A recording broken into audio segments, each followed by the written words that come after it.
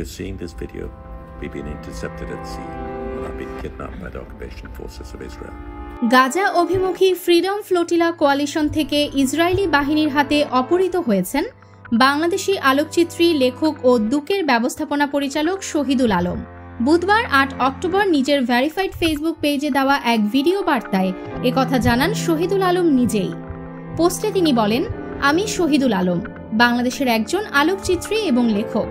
আপনি যদি এই ভিডিওটি দেখে থাকেন তাহলে এতক্ষণে আমাদের সমুদ্রে আটক করা হয়েছে।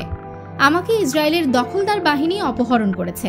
তারা মার্কিন যুক্তরাষ্ট্র এবং অন্যান্য পশ্চিমা শক্তির সক্রিয় সহযোগিতা এবং সহায়তায় গাজায় গণহত্যা চালাচ্ছে।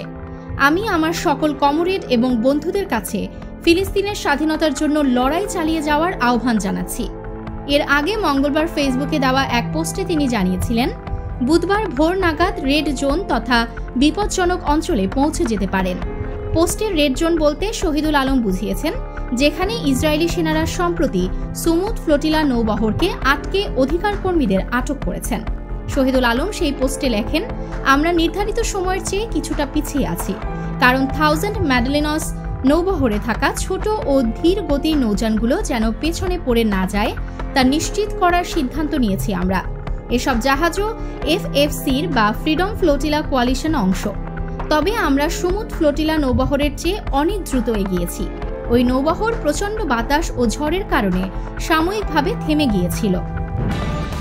নিউজ ডেস্ক, দৈনিক অন্যধারা।